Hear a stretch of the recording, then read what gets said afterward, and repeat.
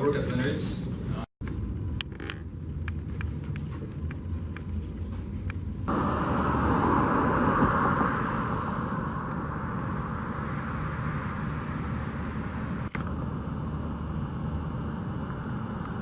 And so this talk is maybe not as much about us telling how to do things, but more about this kind of more of a conversation starter, so that we'll be able to reflect on our experience with adopting service-oriented architecture, and we wanted to tell about what worked for us and what more important and what didn't, and just looking for your feedback in terms of that, if you would be able maybe to provide your experience as well on things that we're discussing here. So, so at the beginning, I guess we can just I can just start with the definition so that we are on the same page. And it seems to be that most of you, I mean, pretty much all of you, you know what it involves, service-oriented architecture. But just in case for the definition, so that would involve, instead of having one huge server program, we split it into smaller programs, and that is that you would be able to isolate like specific domains to some specific services. And what's good about it is that as far as, unless you directly work on the one specific service, if you just want to use it for your whatever thingy, you can just treat it as a black box. There is this interface, the fancy way to say that the service contract, and that specifies the actual functions or endpoints that you can use. And so there's this level of abstraction which is very convenient. And another thing is that if you adopted microservices properly, the idea is then there is quite a few people you have to coordinate with when working on like one specific service, right? So you would be able to deploy your service independently without trying to coordinate with with the whole company, and as a result you get to things they move quicker, and that's the nice thing about it.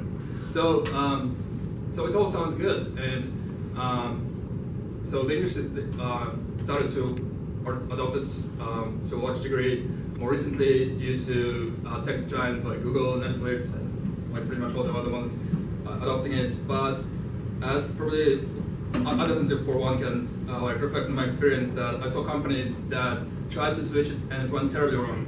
Like it was just hilarious how can you bring the whole company down with doing these things without addressing the common pitfalls and without making sure that you do several things that we're going to talk about, right? So, so there is actually a lot of danger that you get to get from it. So this is supposed to be like the spider monster that we can discuss on, and we can go through a couple of them, and I can use examples from our work at Zenrich. So one thing is that so you get several microservices, and they process. For example, we can talk about requests, but I mean any process in general. That they would send requests to the other subsequent services. So you get something like a call tree that would potentially get quite involved and complicated. And if you just do it blindly, then so let's say that you have this some production issue and you want to investigate what went wrong. And so blindly, I mean you have to think about, you have some infrastructure to be able to actually trace one specific process, one specific request handling across several multi-services. And so if you don't do that, then it's really dangerous. Then you end up having issues, and there is no way to actually trace what came from what. So that's absolutely minimum viable thing. So the natural thing is to look at what is the actual, I mean, the like grown-ups, like big companies like Google and the tech giants, what did they do about it? And so there's one paper that I at some point read, and I think the best part about this paper that I highly recommend everyone to read is the introduction part, because they give this general overview of the state of tracing across several multi-services. So this is for Dapper,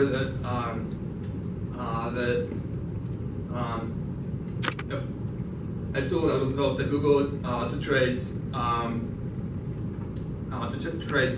the process evolution across several services.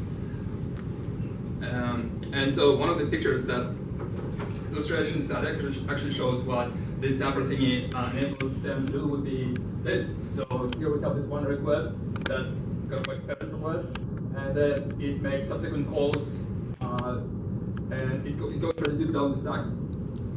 And it's exactly what you want, right? Ideally, when you want to do this thing right, because for each of those, not only get the time span, which is pretty so it's a lot of resources that you have to invest in order to do this, right?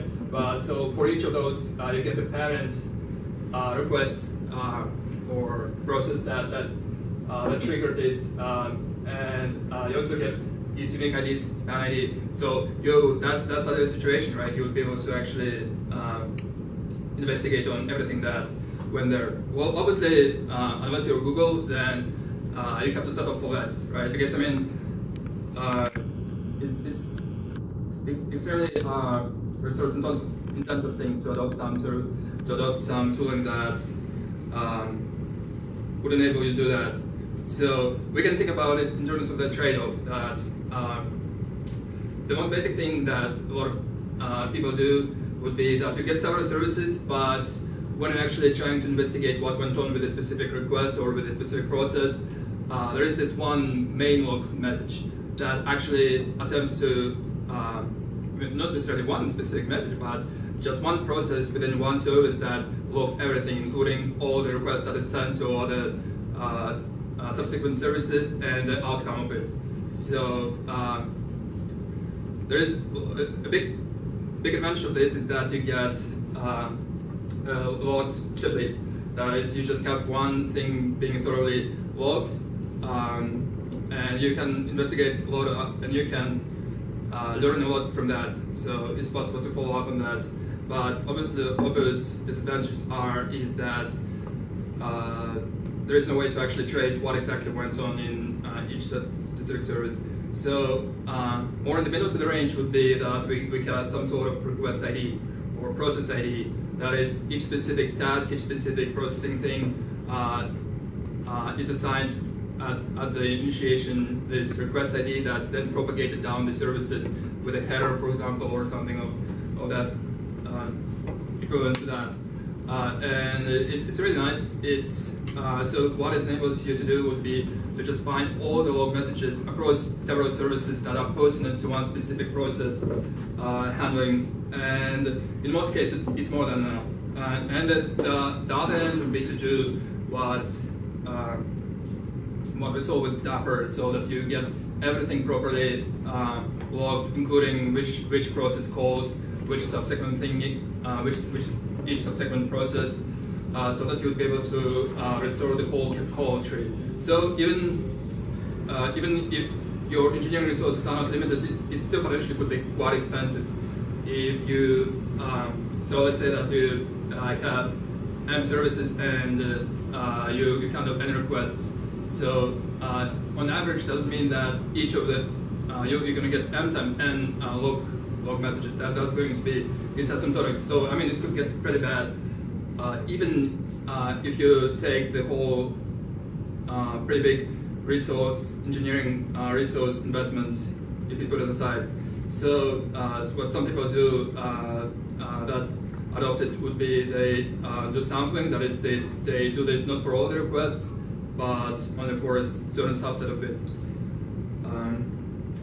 So yeah, so we have this range. So that's one of the big problems. The other one we can talk about would be when we have partitioning of data across potentially several databases. So when you have the classic breaching of microservices gospel, you'll get this talk about isolating databases so that each logical service gets its own database, and for all the other services, manipulating this data should be exposed through the RPCs through some calls. So let's look at the simple example of that. For example, the one from Zenich, that we can have one bit we have relationship one-to-many for one business can have many locations. So Zenrich, our clients are brick and mortar stores, for example, food and beverages, so like restaurants, chain restaurants. So you get one business, and then you get individual restaurants, potentially having several locations for each business. So let's say that we want to isolate it into some sort of service that should take care of all the like business profile management system. So and we want to expose an API that's reasonable to the rest of to the other services. So let's say that we want to get the list of locations for a given business, and that's a good point to expose some endpoint that's exactly dedicated for that. So far so good, but then you get more and more business requirements, and let's say at some point you have some specific filtering requirements, so that you want to get the list of locations that satisfy certain requirements. So you potentially can add filtering parameters, and it gets more and more complicated, and then it keeps going. It never stops. So the next thing that you're going to have would be that, for example, you want to get the list of all locations that satisfy certain criteria across all the businesses. So you keep adding endpoints, and I think the natural thing here is to say, wait a minute, does it make any sense? Like, when does it stop, right? So there was this, we had a problem like that at Zenrich, and I remember discussing this with a friend of mine who doesn't work at Zenrich, but he's really into all the latest fashionable technologies in Silicon Valley. So he said we should just use GraphQL for it, right? And so GraphQL is this Facebook query language that allows you to specify within your request exactly what you need, as opposed to just getting all the data and having dedicated endpoints. Well, I think it's pretty silly, because the natural answer is that there is already a querying language for it, and that's SQL or whatever your database is using. So it seems to be that there is this tendency that we at some point we start to attempt to re-implement the database. So you keep adding the endpoints, you keep trying to isolate things, and at some point it doesn't make sense. So even if you think about an instance of a database by itself, we could as well just have it as a service. For example, in our situation, that in terms of that, there is already a query language that that we can send requests to it, and then we get results, and you don't need to have any wrapper around it. So another somewhat related thing would be that all this stuff like consistency, availability, and the general problems of having distributed states across distributed system. So there's this tweet that I think is very true. There's a lot of truth to that. So let's see what it means in practice. Even within our simple example of having one simple one-to-many relationship, that is, we have one business that can potentially have several locations. Let's say that for some reason we ended up adopting REST-like API pattern, and everything has to be enum. So let's see what would it mean when we want to create one business, the most basic operation, and then create one location, and then assign this location to this business.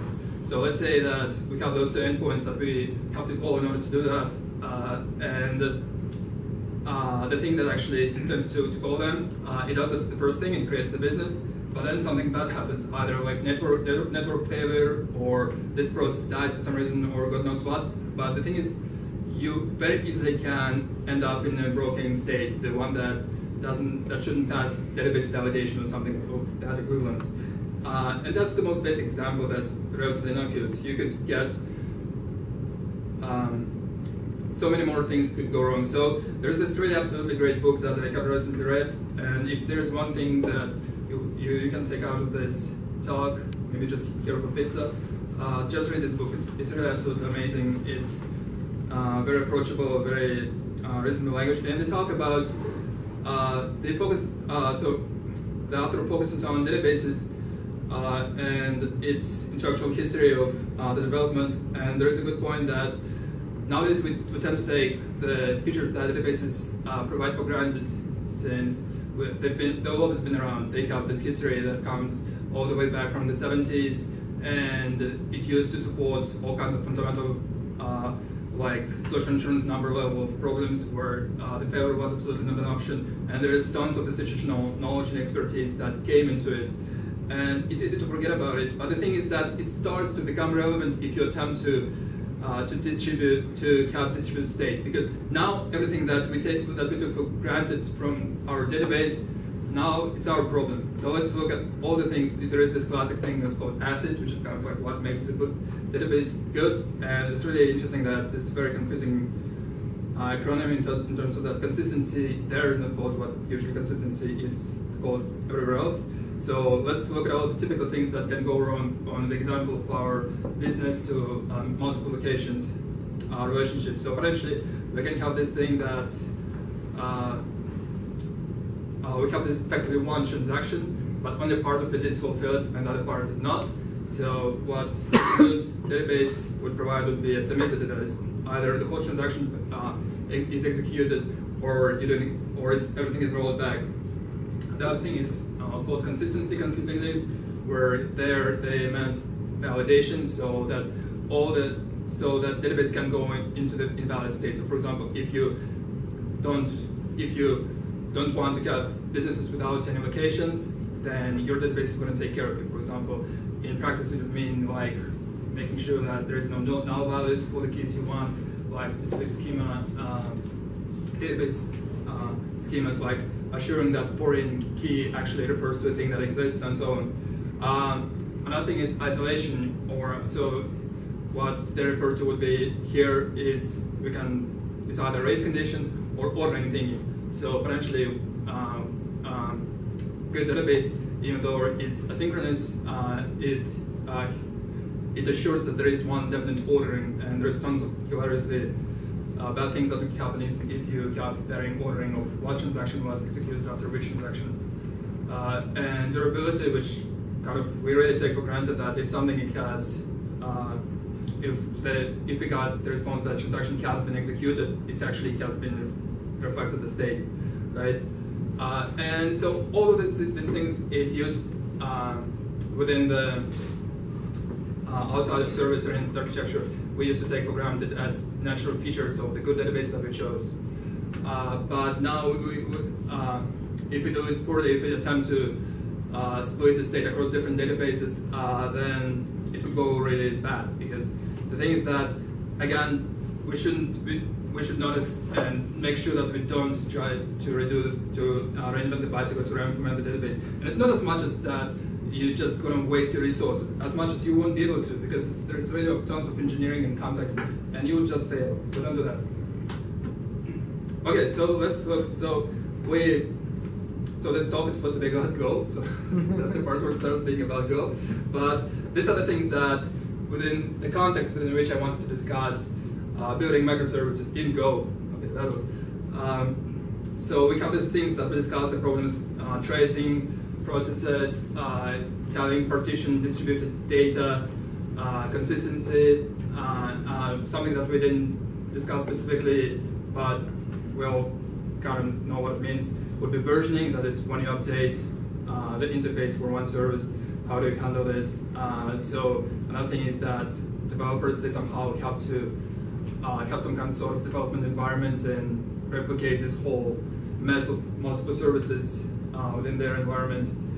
And another thing is that would be ceiling of practices, that is some teams, they could start doing their own thing without being even aware sometimes of what is going on with the rest of the engineering department within the company. And another thing is n times n multiplier, so n would be the total number of processes, requests, something like this, and n would be services. So asymptotically, you're going to have the product of those. So for example, let's say that you get the simple request of for a given business to log into a thingy, or their dashboard or whatever, and they want to see their list of locations. So let's say that we have dedicated service to get the locations, some other specific authentication. So like for services, each of this is gonna have the request, has to receive the request, process it, potentially log it.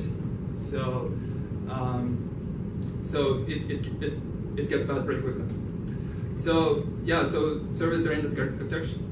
When you actually attempt to adopt it, you have to know what you're doing, and you have to be aware of all the pitfalls that other people stumbled upon when they did it without researching it thoroughly. So, but one thing that I wanted to highlight would be that we discussed when we were talking about tracing, that there is this range, and it's not only about tracing, but it's for all the issues that we discussed. Now, there is no single right answer. Even if you have the resources of Facebook, it might be that what worked for them isn't right for your company. So we have this range that, so for some applications, there is moderate, for some business functionality, the moderate rate of failure is totally reasonable. Like when you get, for example, visit statistics or something like this. And for some, or for example, you handle someone's money, it's absolutely not an option. You have to be able to not only to execute it right, but you have to be able to have the everything stored and so on. So that's where it comes, like that for the title here comes from. That it's not just doing things right. It's more about finding what exactly your company, your business rules need, and this is not a fixed thing. It's a moving target that you have to find answers to, find the right tools every day. Okay, so that was just in general the framework of what I wanted to talk about here, and now we're going to talk. I wanted to talk about our experience at Zenridge. So, as I said, that it's all about doing the right, finding the right answers for the right problem. So it all depends on what Zenridge is. So let's see. So Zenridge is the thing that when you're walking into, for example, a restaurant, and there is this free Wi-Fi, and in order for you to sign up into it, then there is this like captive screen. So and you'll be able to provide email into it. And so Zenridge, and you also would be able to sign up for example, for marketing messages from this business. But more importantly, there is this MAC address for your phone. So even next time you visit this place, even if you don't sign up, it's still possible to be able to tell that that's exactly you, because due to your phone attempting to get the connections sent by sending a message with your MAC address. So it enables us to enable marketing for where you actually are able to see who visits your store and how many unique visitors you get for small or medium-sized brick and mortar businesses. So we get about, by order of 10,000 of paying business clients, and in general we get to see about 1 million new unique visitors a month. So we have two teams. One is in Waterloo, the other one is in San Francisco. It's in order of 50 engineers across the two companies. And one unique thing about us is that we have to process truly huge amounts of data. So all kinds of statistics, including routers, spotting devices that don't necessarily sign up, just might be passing by. We have to collect everything and process it. So we started to adopt Go seriously about a year ago. There was where we started to use it in production, but more generally, it's about 2 years ago. History of us adopting Go, and before that it was Python. So now we have mostly Python and Go and some other more exotic languages. So one thing that we tried to do would be, so there is this Go web framework. So it's one of those web framework for Go language, and it has some advantages. So let's look at the way it works. So it has this DSL, domain-specific language, where you can specify exactly what endpoints or what RPCs you want exposed. So where you specify what parameters you expect, exactly the types of parameters, and the data structure, the data types of the results that you get, including the errors. So there's this DSL that you write the specification in, and then you have to use this Go generator. Can you move to the Right. Yeah. So then it comes to use this Go generator to actually generate the code. So it's really so. What's good about it is that you can focus on the actual specification of which services you call on, and you, for example, you can have really focus on making it right as opposed to being distracted by actually implementing it. So and another thing is that once you actually have this code generated, what we do is we commit it to the code base, and while arguably there is some drawbacks to it, that we have some generated code committed, one advantage that I saw was that when you want to trace what actually went on when you're trying to, for example, investigate one specific request, it's really easy to actually get the whole stack trace of what was called after what, since it's Go, so everything is very explicit. What you see is exactly what should get called, and even without having too much knowledge or exposure with one specific service, you still would be able to see what is going on and potentially what went wrong, or be able to see to pick up a lot just by reading the code. So another thing is that so when you actually you specify this so you specify the design of the service, the actual calls that you expect, and then you run this generator thing, and it also generates this swagger.yml, and swagger is this format of the endpoints and calls. So it might look like this. So it's this YML file where you specify metas, the actual description, context, the parameters that they accept, the outcomes that you can get in response to this request. And so there's a lot of drivers for this Swagger format. So you could use it in different services really easily. So for example, once you have this thing generated, you can just plug it in Python or Node.js or God knows what. Just find this appropriate client for this thing, and you get the same, exactly the same specification, exactly the same parameters right off the bat, right away. So that's one thing that we definitely use a lot, is that we generate the swagger.yml, and then we can use we can make calls to our services from our legacy Python code really easily. Another nice thing about it is not specifically unique to Go. Maybe a lot of people who work with web services in Go are probably familiar with that. That there's a middleware. So it's middleware is something that you can layer on top of. So the actual application for it would be, for example, authentication. So it's a function that takes a handler, calls, it does some stuff before it, calls the actual handler, and does some stuff after it. So it's like a wrapper, and it's pretty straightforward the way it's actually organized if you just look at the definition of those types. So what it enables us to do is that there is this default one called request.id, and it enables us to, for each specific request, to assign a unique request ID, so that all the log messages are assigned to this request ID. And by default, it also enables us to specify it within the HTTP header, so that we can propagate it down the stack. So for all the services that support this thing, that means that we will be able to get the request ID that's shared for the same process handling across different services.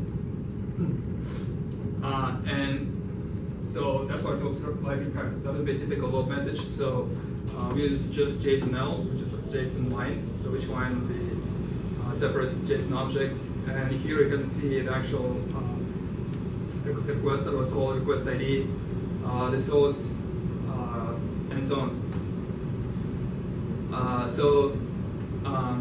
We got this just by using the default Go middleware, which is absolutely great.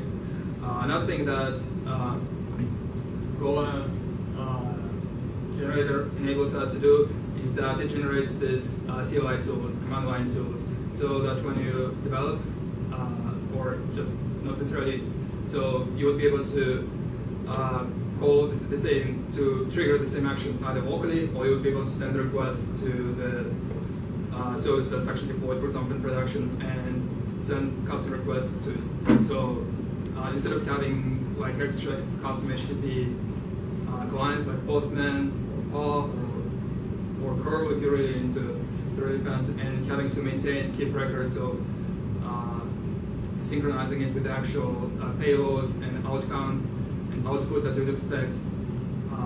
Here you just get it by default. You just, by specifying the SL, or if you want to make changes by changing it and rerunning the generator again, you get all those calls for free, so you can debug it, test it locally. So this is actually a great pattern that I think definitely I'm really loving it. It's also used, so I spotted it first at this public open source project. This is one of the tort implementations in Go.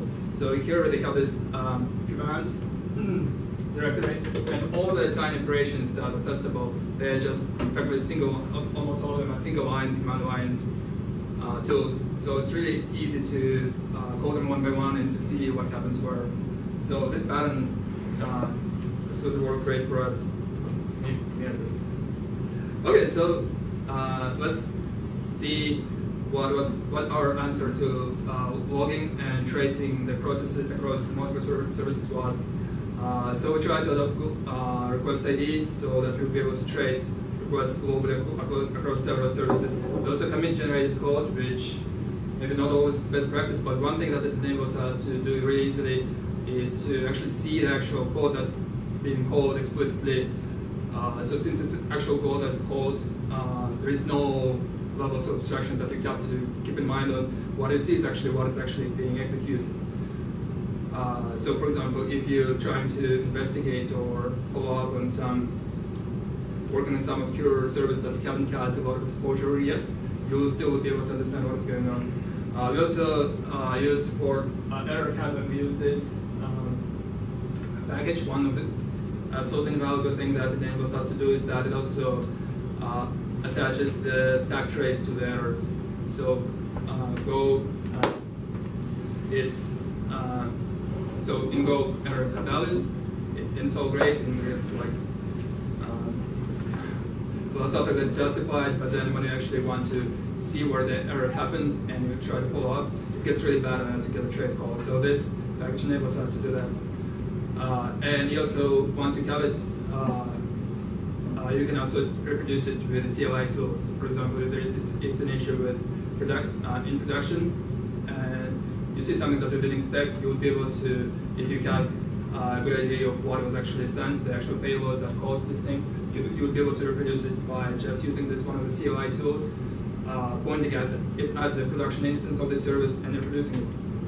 We also have this policy of we have this rotating on-call team that is all the engineers, no matter maybe.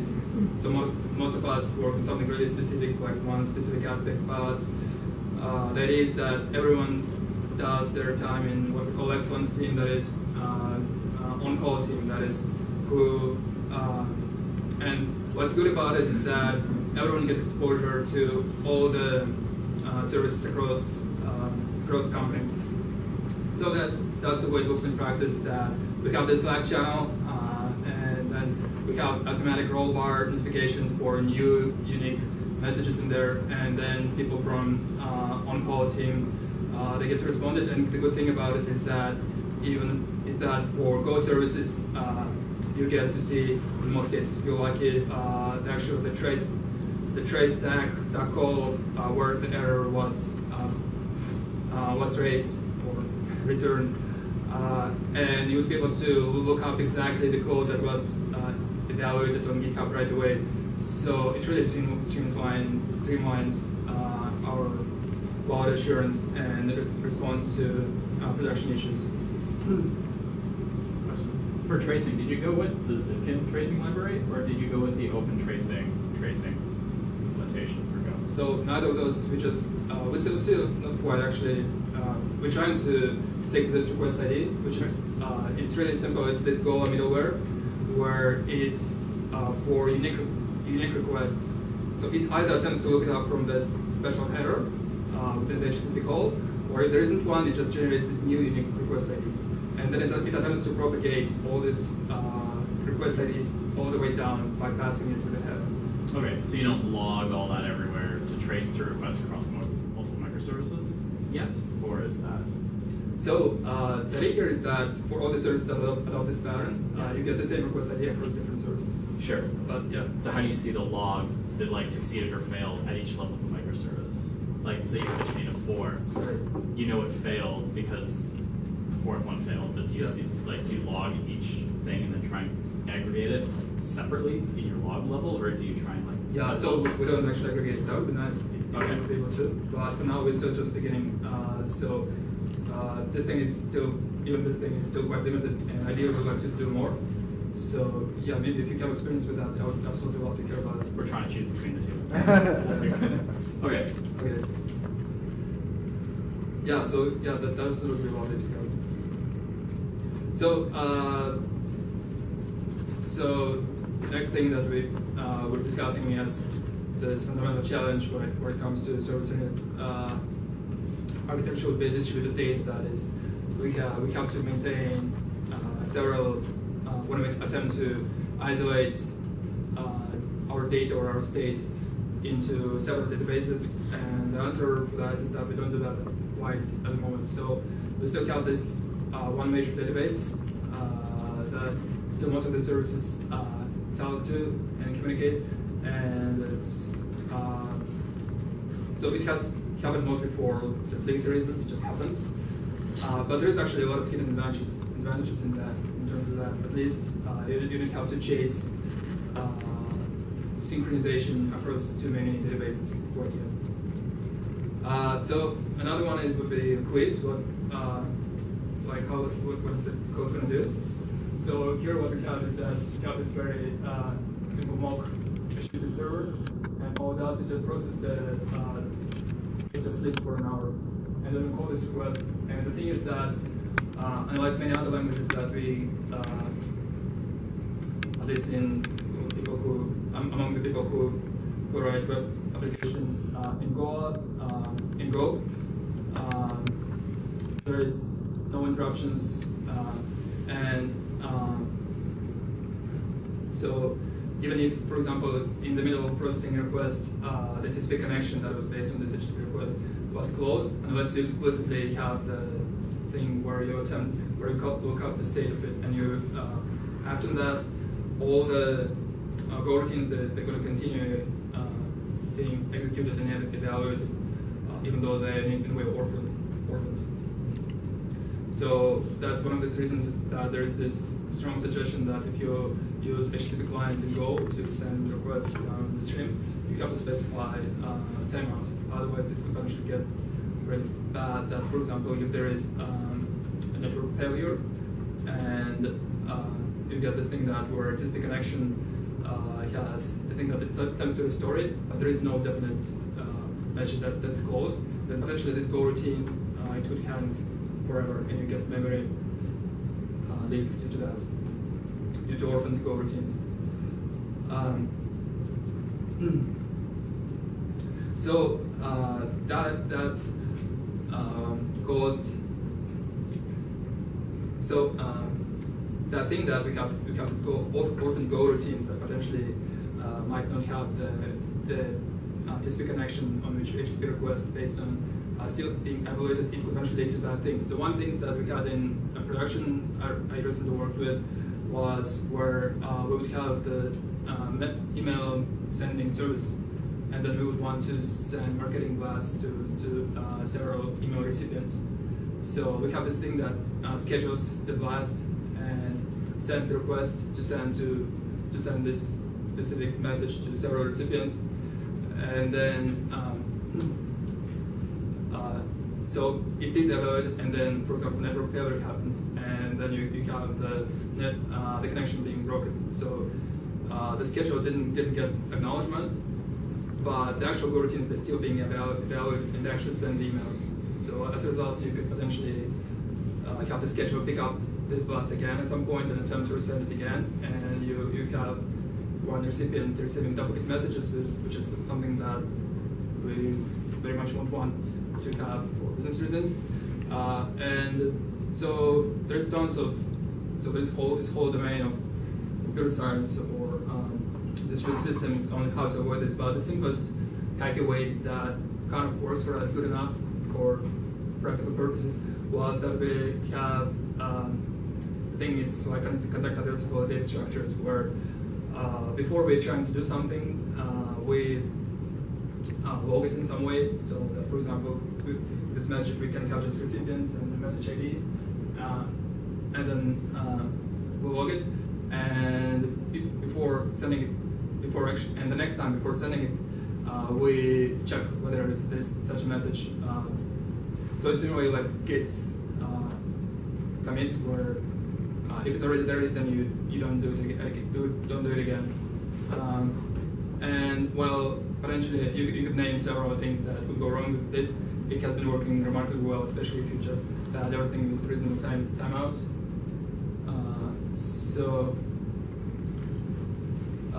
Another thing is that Go tends to be a bit more on the object-oriented, traditional like Java style side of being everything has to be an object with methods, as opposed to where Go by itself is more agnostic to using functional patterns or whatever we want to use, more procedural.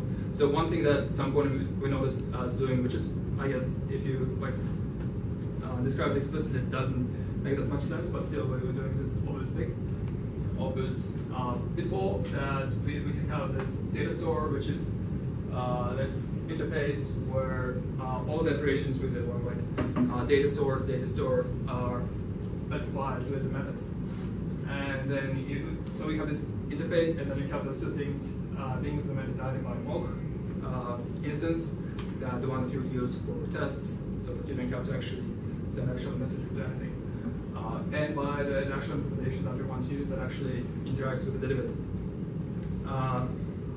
And it gets really verbose after a while, especially if you get more operations about us, and the natural Go way that it's pretty obvious is to split it into smaller interfaces where it's just ideally just one method, maybe just a couple, but not all of them. And so this way, for example, this interface is still implemented by this thing and this thing, and when you have the function that operates on them, you just can accept interface that implements it, and it's so much easier on so many levels that you can mock it much more lightly. So the tests are much lighter to read, and it's actually possible to just read them. So that's one of those things that was a pitfall that worked great for us. So yeah, for consistency, so we have what worked for us is that we try to stick to more pops up or like messaging patterns with we adopted Kafka and trying to use it more and more across our stack for more things. But even without Kafka or any PubSub system, still just using patterns that PubSub system is based on, it still goes a long way. And then we try to design RPCs that are atomic, that is within sense, the database sense of atomic, that is, they do exactly one thing and they take care of not being interrupted in the middle and leaving the data in the broken state. And another thing is that this REST API is really bad fit for service-oriented architecture. You really need to think about it in terms of functions, and RPCs being remote procedure calls, so like functions. And another thing that we just learned by having it is that if you share data stores and data store operating packages across different services, there is a lot of advantages to this. And that's it, that's all I've got. So Zenrich is hiring. I was told I need to say this blog. It's a great place to work, really nice. So please talk to me after this if you're interested, or so I have this college Jeff and Jim here. This is my GitHub profile. Thank you.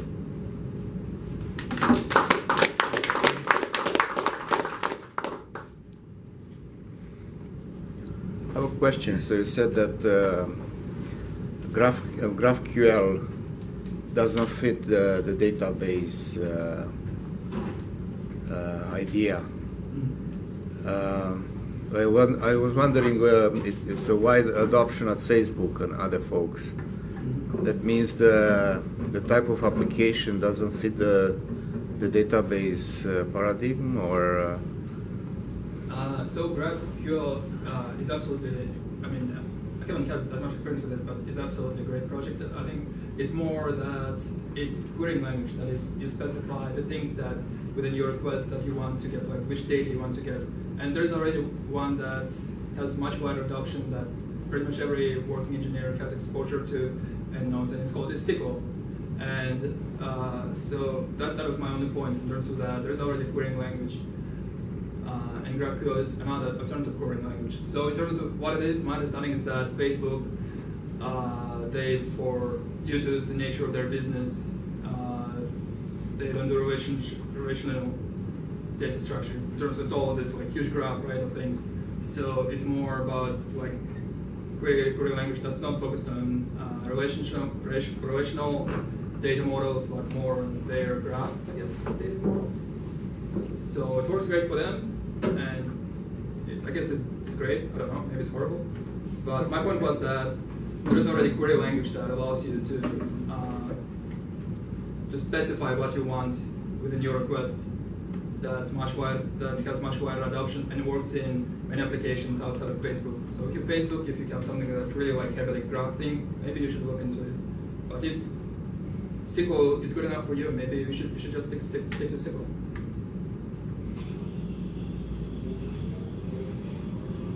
So I have a question. I was wondering if you would be able to talk a bit about your experience with those tools that you mentioned for request tracing. Oh, sure. So Dapper, the Google paper, sort of spawned an open source project called CAP, or not CAP. It's called Zipkin. And Zipkin is sort of an open source implementation of the idea where you basically take traces, you allocate them against an ID, and you report them all to a central place, and then it can generate those nice little graphs for you about how long calls took, where they were, and things like that. The UI for them is pretty open source. And so, yeah, it's pretty rough. You're basically just looking at raw JSON and you're trying to parse it through yourself. So we're trying to find if there's better tooling around it. The OpenStack, or the open tracing standard, is supposed to be the same idea, but allows you to report to proprietary services that provide something better. But we don't have any experience with it yet, so I was trying to see whether we could make more versions of it. They consider taking that raw JSON, throwing into Elasticsearch, and then Kibana, have at it. Yeah. Haven't gotten that far in the pipeline yet. But it's not a bad thought. It's something that we're looking into do. Yeah. For our whole messages. We're not at the point yet where we're tracking request IDs across microservices, but we're looking into profiling microservices in that now. Another thing that can be used in the same context is that you can use log aggregators, like for example, Fluentd is one of them. That's pretty popular, and it has grok patterns for pretty much everything that's a product out there, application servers, microservice kind of log entries. So it's basically glorified regular expressions. Another term, grok. So for your microservices, if you can leverage that to aggregate the logs into Elasticsearch, that can give you a lot of benefit. No, that's good. And Zipkin definitely is really good if used in combination with Elasticsearch for like more detailed kind of mining into various relations within log aggregation from various sources, like you mentioned, like the cascading of how the services talk to each other, and like the dependencies and interdependencies. So that can be dealt with pretty decently. There is another protocol, gRPC from Google. Oh, yeah, right. It's like a protobuf over HTTP2. Yeah. So I noticed there are folks interested in that, like replacement for REST. So it looks like REST now is attacked from the GraphQL side and gRPC because it looks like it's REST is kind of cumbersome to implement and maintain. Yeah, so it's more about approaching the inter-services communication, and so yeah, absolutely. I mean, I think it's without question that REST is absolutely a horrible choice for service communication, and gRPC is something that we actually have been playing around with. So maybe Jim could reflect on that. Yeah, we actually have used gRPC in a couple of services, and some of our new services we've considered using it instead of a REST API. And when you're just talking between services that you yourself control, it makes a lot of sense. You create a protobuf, and that is the contract instead of this Swagger document, and you're passing data this way. And it allows you to shrink the size of those requests to quite small states, and then you can send those requests back and forth much faster and better. So if you're making a lot of requests, which you're going to do with a lot of microservices, it's far more efficient than JSON over REST or JSON over HTTP. Now, what's interesting is other people have taken it where they say, "Oh, well, this is really cool, but I want to write this way, but expose that publicly." So there are ways you can actually do that, and they have this weird reverse proxy thing, so that you can still have a REST endpoint, or what looks like a REST endpoint, basically end up calling this gRPC under the covers. So that's also something we've considered, but we haven't really put into production. Yes, sir. Question on that. How are you doing client-side load balancing? Like, so say you have like 10 application servers and you've got 3 that are supposed to be gRPC server interface. How do you... I have no idea the answer to that. Haven't decided that one yet? As far as I know, we just have like an Amazon load balancer, just piping things around. Oh, just a straight HTTP2 load balancing? Yeah, I don't think there's anything else going on. Oh, okay, cool.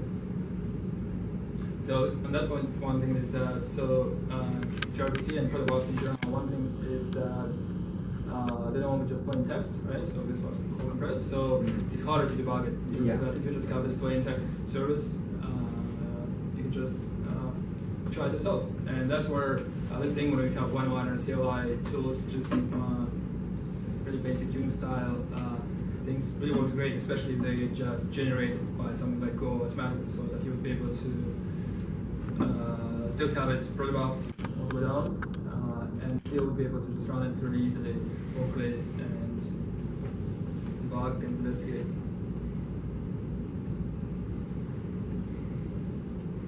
Yeah, the irony is that it looks like gRPC is kind of moving back to the SOA model with like kind of schema definition and things like that. But it's not quite so, but it's interesting how it evolves. So it's SOAP. Yeah. Really, I thought that SOAP is like just a lot of XML. Yeah, but they have this like WSDL, yeah, the description of the Right. the schema, yeah. So. Yeah, that's good. Did you just use straight Kafka? Have you used Kafka streams with Go at all? We actually do. We do, yeah.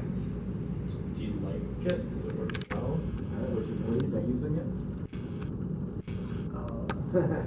I got no clue. Okay. Yeah, we're still experimenting, trying to get Go and Kafka to play nice.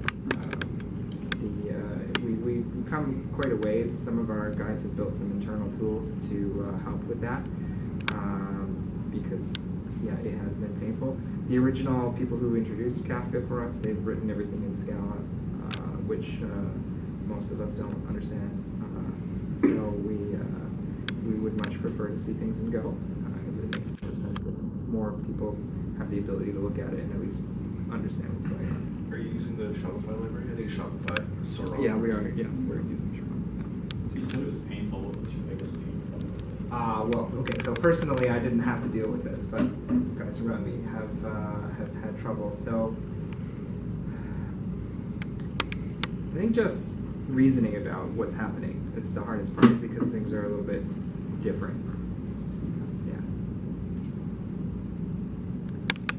Is it because it's the reactive kind of paradigm, functional programming, like everything is a stream, or like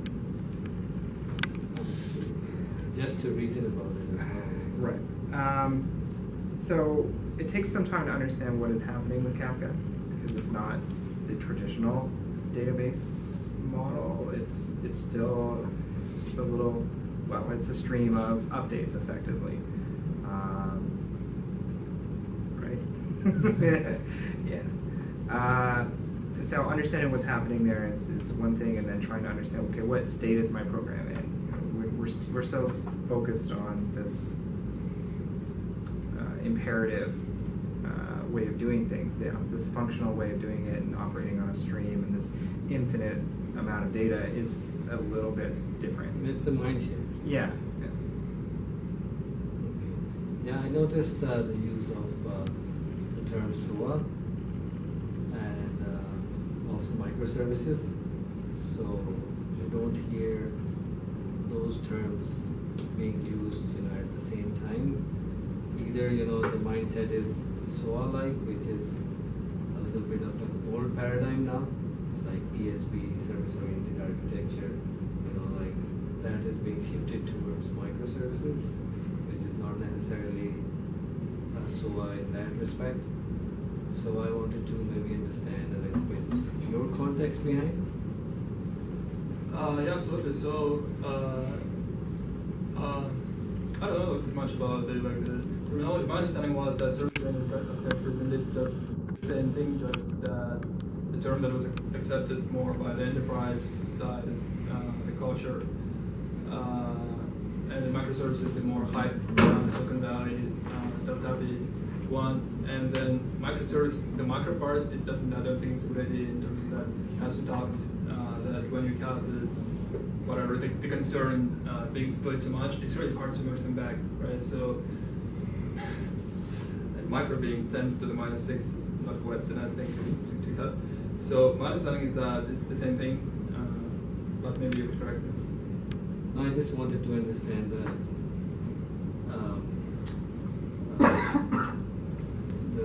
thinking behind using service-oriented architecture and microservices, in tandem, like together.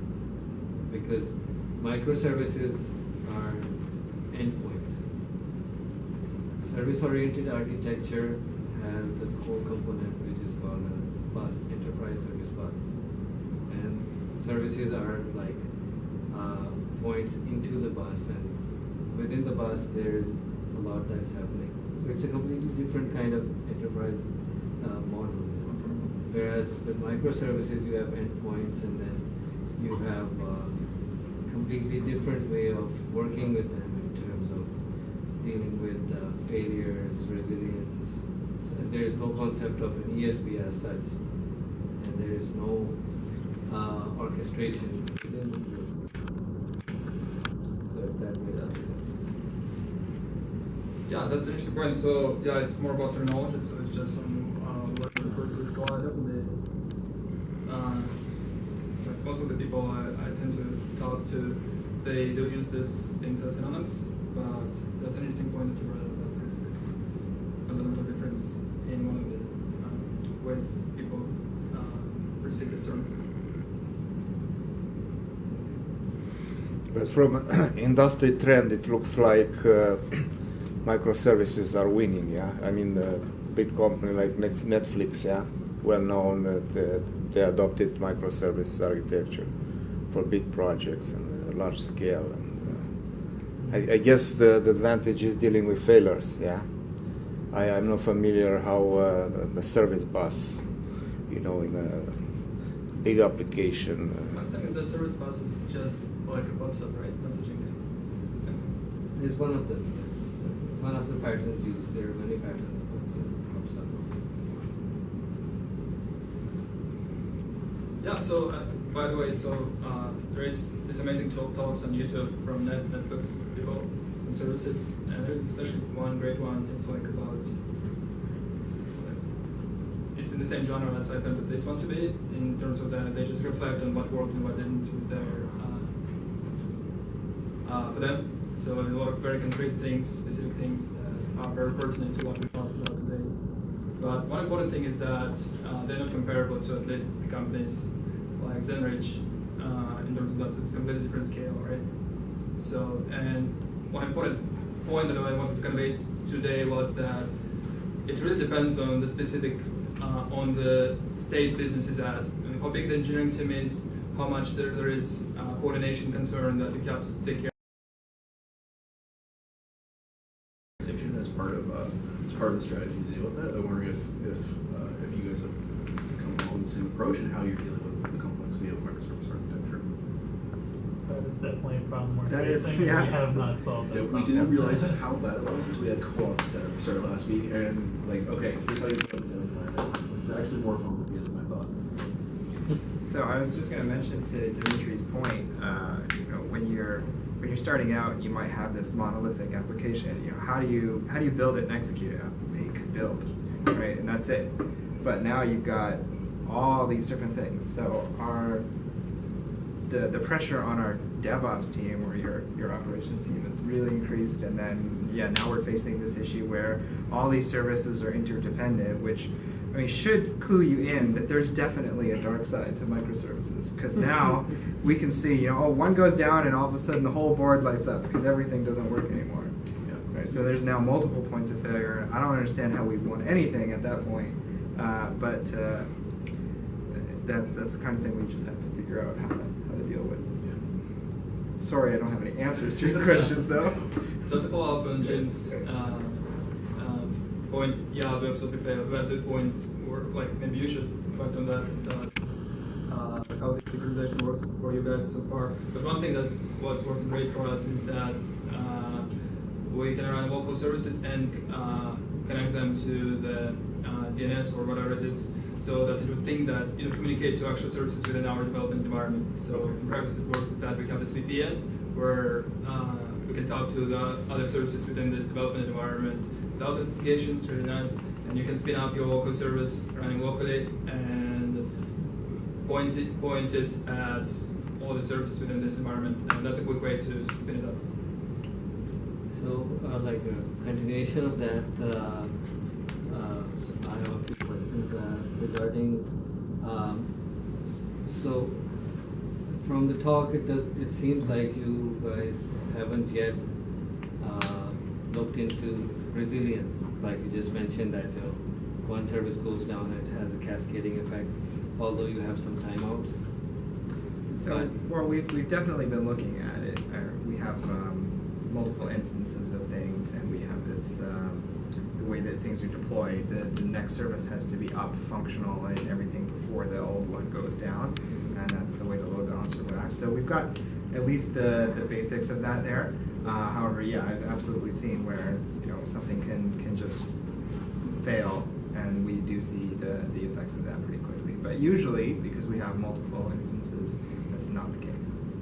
So then probably, so you are not using any containers as such? Well, they are containers. They are containerized, okay. And so what about the ability to scale up and down based on the load? So we like console or service discovery? Service discovery tool. Service discovery based as well as the ability to So like scale them scale out microservices automatically, or I don't think we have we that don't yet. have anything automatic. Yeah, right now we can scale by asking, guy over here, hey, can you just change the number of instances from 2 to 4? And he goes into AWS and he does that, and then that's it. But no, there's nothing automatic at this point in our life cycle. We're not ready for that. We have I a might big, lose my mind. a big list of things, DevOps related things that we know we need to do, Yeah. but we have 3 DevOps guys to do it. Yeah. So. Okay. One of the biggest things that I've seen is that with microservices, you have to have the basic DevOps setup done properly that covers all the bases. Because when you ramp up on it and you miss something, then it's already too late. Yeah, we found this to be the biggest challenge for sure. I think when Zenry started, they weren't really in the headspace of microservices. No. So it was like a transition to it, and so it's not like they started with the infrastructure to support it. But you can. I mean, Well, yeah, if you want. you don't even know what your product You is. want to How are you launch gonna? something. Yeah. Right. So a use of, for example, circuit breakers, would be very handy, so that if one service goes down, it doesn't do the cascading, and you can fall back to lightweight response Mhm. that doesn't impact your system, and the queries also fill because the user, if the user doesn't get a response, what they're gonna do? They're gonna keep clicking. Okay, Yeah. come on, show me something. So- So it's Yeah. a negative kind of back pressure that your system gets. Luckily for us, all of our clients are our own clients, so it's all self-inflicted at this point. If there's that problem, I mean, most of the outside world that talks to us, like our actual. Okay, well, there's two sorts of users of our system. The person who would actually be clicking and making an action, they're all small business owners, so there's actually not very many of them, right? On the order of 10,000. And then there's like the flood of information, which is all of this stuff that's just automated, which you can't turn off. It's just this endless stream. When bad things happen, we probably lose data. And what we've done for that is we've started like logging everything and just being able to then replay things that we've lost. But there are definitely periods in our log history that are just empty because things have really screwed up, and there's no way to recover that. Yeah, maybe to add to this is that's where this messaging or pops up pattern that works really great for the data intensive parts. That is, for example, when we get stats, they get loaded in Kafka, and it's really great in terms of that. There's also this philosophy for Kafka that it's supposed to be persistent. So that, for example, if you just log everything, you just store everything, and then you process it. But for example, if actually the process has been messy, you still will be able to fix it and to reproduce the final state by just going through it again. Yeah, So- you have like PubSub model, so each and every subscriber will get all of the messages from whichever point you start. But that's the PubSub model. And I encourage you to look into streams with Kafka. We do that. We do use it. Yeah, and make more use of that because that's ideally that fits your model even better than PubSub. PubSub has got its limitations as well as added load because if you've got one publisher and 100 subscribers, so the transactions internally within that VMS model, they will keep holding on to resources and large amounts of data until all of the subscribers have received all of the messages and committed, and then all that atomicity will be released. I think my understanding is that philosophy of Kafka is to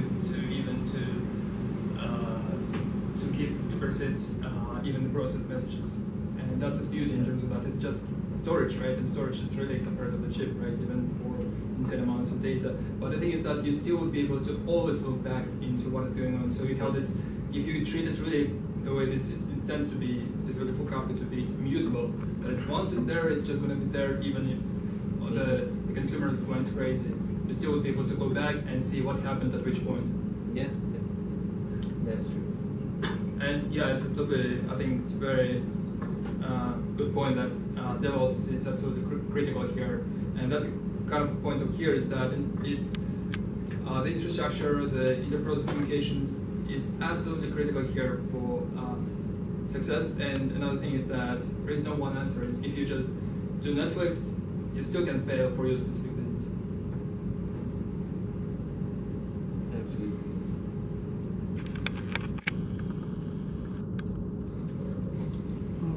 I had a question about gRPC and if you covered. I had another question. I've think that the latest iOS randomized MAC address is when you connect to Wi-Fi network.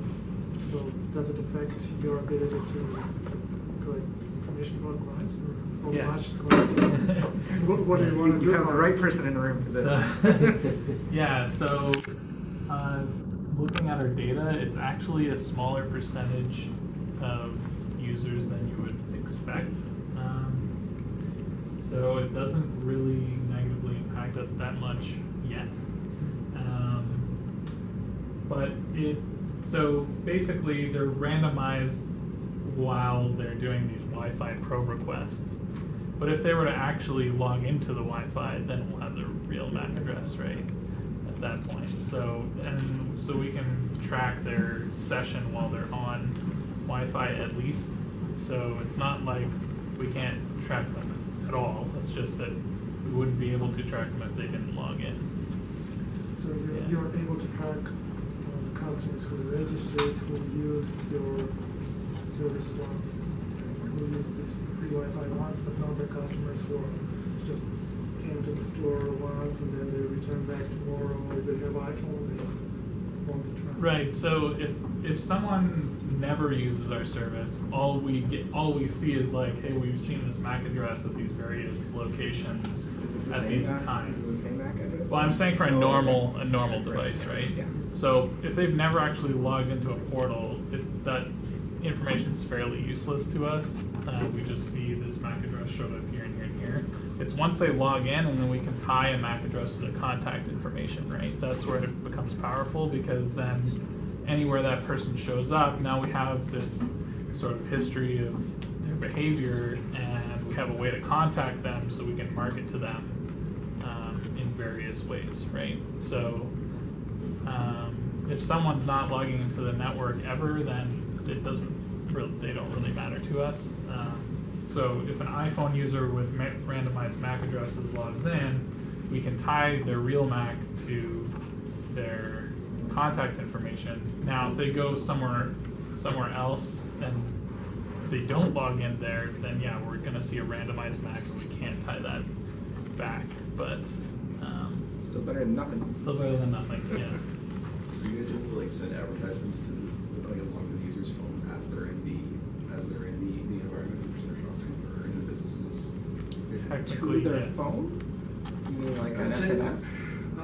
Yeah, in any form, an email SMS. Yeah.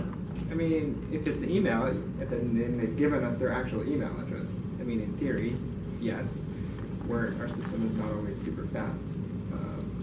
But ideally, it does actually, like your first time, we have like this special message that the merchants can set up for like a first time customer. So the very first time they log into the Wi-Fi, they should receive this email. Right now, I think it's around 15-minute delay. Yeah. But I mean, ideally, it should be instant. Yeah, technically, I think we get to the point where, well, so there's lag at several spots. Like the router has to actually send us the information that they're there, so that could usually will aggregate data over like a minute and then send that all our way or something. So you have that minute lag. But then from there, you should be able to theoretically process that within seconds and then send an email. We're in the real-time advertising business, so essentially you go to a web page and often fires off an ad back. So it would be cool if just the idea of a person walking down the cereal aisle. So we intend to eventually have this going. Part of the problem is that we still have a lot of legacy stuff involved in this that is really not geared towards real time. So like the ultimate job that is doing this check, should I send an email, is this batch job that is now running over what is now 5,000 businesses, looking at all these businesses saying, hey, of all of your customers, do any of these guys need to get an email right now? So it takes a little bit of time. But ideally, that should eventually be converted into a Kafka Streams kind of thing, and that should start triggering things much closer to real time. Yeah. Growing pains. Did you work with like specific Wi-Fi access points with others manufacturers, or is it part of your business as well? Yes. Some of them are more helpful than others.